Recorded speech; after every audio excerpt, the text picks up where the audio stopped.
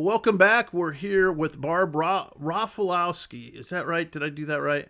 Rafalowski, you got it. I knew I Great was to going see you to again, butcher Jake. that. How are you doing, Barbara? How I'm good.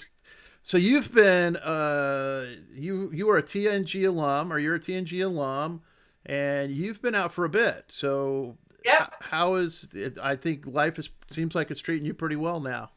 it is, and a lot of it is because of TNG, but gave me the tools and the confidence to make the leap into another career. Because I think when I joined TNG, that was the biggest thing is that I was looking to take a career that I'd spent 25 years in and completely change and figure out how to transfer those skills into another career. And I didn't even know what that career was going to be. Yeah, I remember going through that, and I remember that was a challenge. So talk to me a little bit about what you went through in that process to kind of you had actually had a job that just was kind of physically more than you wanted to deal with, and were looking for something that give you a little more of the kind of lifestyle you want. So talk to me how you went through that process and what you kind of learned as you were making that shift.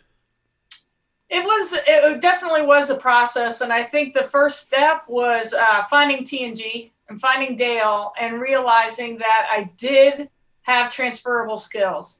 And as I got to sit, this was back in the day when we could all sit together around the tables and talk, and realize that I did have a lot of value and I have a lot of skills to give in many different industries. And it was just a matter of trying to narrow it down.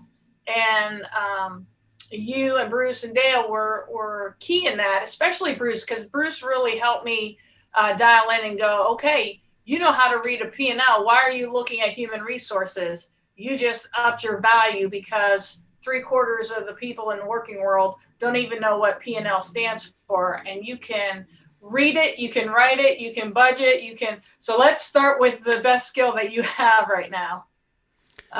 So that's really where the conversation started. I think is realize to me, I was surrounded by people that knew how to read a P&L. I learned how to read a P&L when I was 18 years old, and it just so I thought it was just a natural part of business. And then after talking with Bruce, he's like, Yeah, no, that's the that part is skill you don't know what you we don't gotta hone know. in on.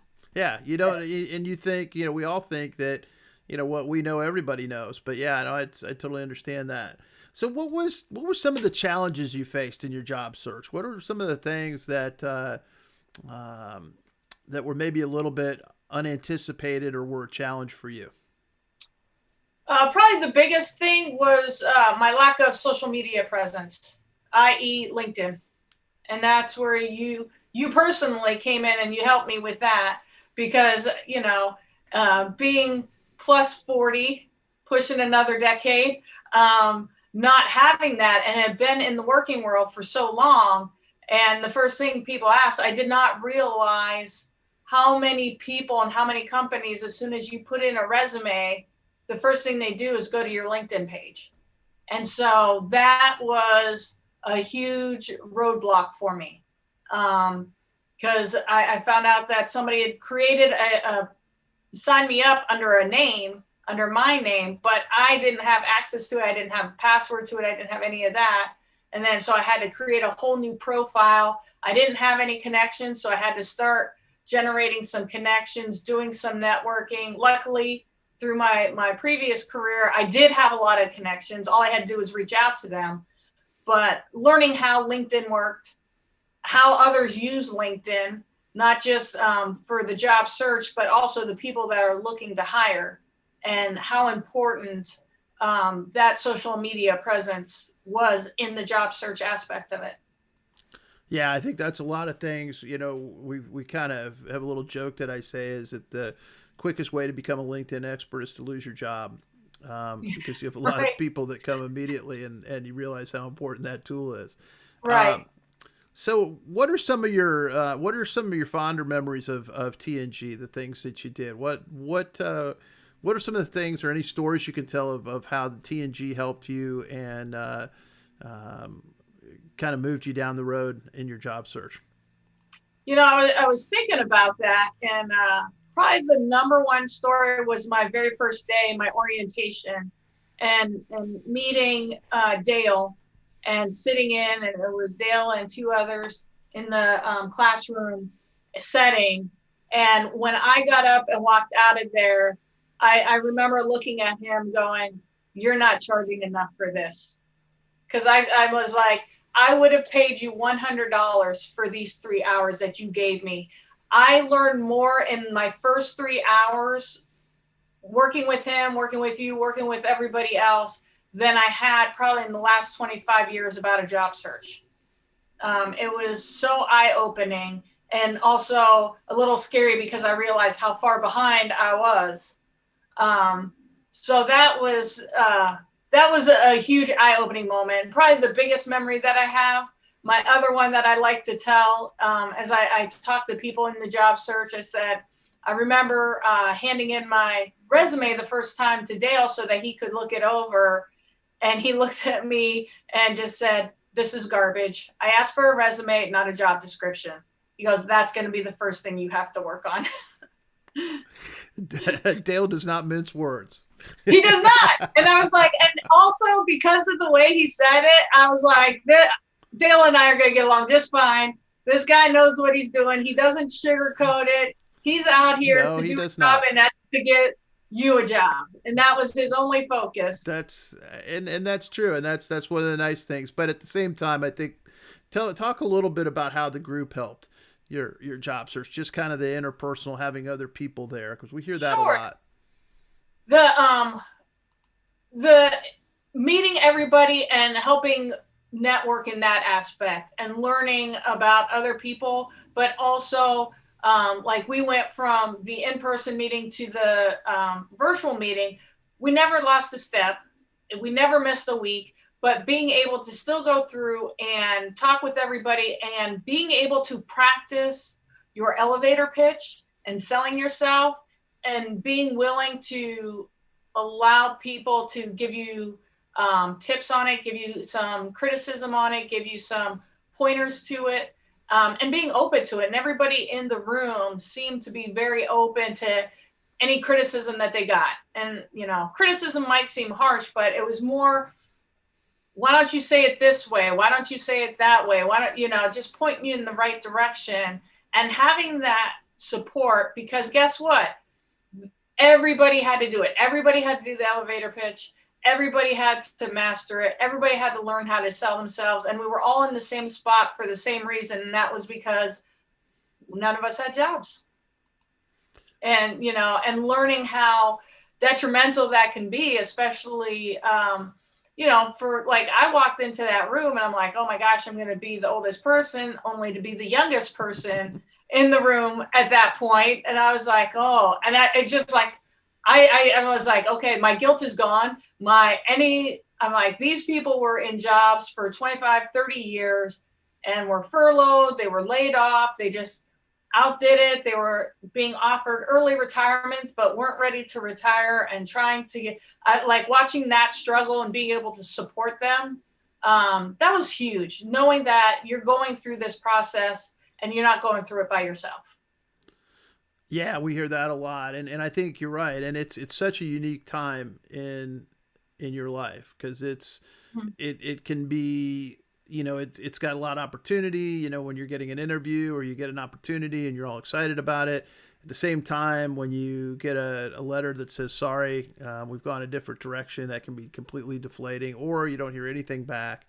um, so talk a little bit about the emotions of the job search, and what you kind of any experience that you could give on just what it felt like to be out there, and how the group kind of helped to work through those emotions.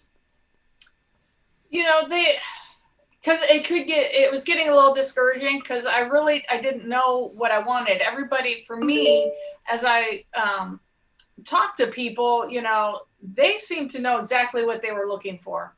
And I was still in that, I don't even know what I want to do. It was more about trying to figure all that out. And then, but then on the positive side, when somebody got to say, I'm not coming next week, and they got to bring the donuts and and have the celebration on that end that it worked for somebody and seeing somebody get through it. So you got to see both sides. You had the supportive side and the emotional side that it does get discouraging, and sometimes you do have to take a break, and sometimes you just have to go. You want to know something? I'm going to take a week, and I've been at this, and as you hear, if you're looking for a 40-hour-a-week job, you need to spend 40 hours a week looking for that job. If you want a 20-hour-a-week job, then you only spend 20 hours. So sometimes you get sucked into that 40 hours, and then it's 50 hours, and you're like, I have to find a job. And for some people, it was a must to happen immediately because they had kids in college or kids getting ready to go to college or whatever it might be. And seeing a little bit of fright on their face going, this needs to happen. Or they have an interview and, getting somebody ready for an interview and being able to help practice their interview with them. So yeah, the emotions go all up and down, and every week was a different one. Absolutely. So, wrap up the question here. What would you tell somebody if you ran across them that was in a job search, or they've just been kind of told that unfortunately they don't have a place to come to Monday morning? What kind of advice would you give them? What things would you tell them? You're not alone. You're not the only one. Unemployment rate is the highest it's been in a decade. So understand that there's a lot of people out there going through the same thing. Don't be afraid to ask for help, and let people know that you are looking, because word of mouth is still the best way to get a job. It doesn't matter how many resumes you set out electronically. Knowing somebody in the company that you want to work for, handing them a resume, and from what I've seen in the last year and through TNG and even with my own family, that's the fastest way to get a job. It really is knowing somebody. And if you have to, spend the time on LinkedIn or whatever other social media, getting to know people within that company that you're looking for, so they have no problem walking that resume in for you. But having that resume, having somebody on the inside, it still works. It's still the old school way, you know. It's so That's important the to big be able thing. to build those relationships and make them work for you. So, Barbara, thank you so much. It was great to see you again, and I'm glad you're doing well. And thanks for your time today. Thanks, Dave. Great to see you too.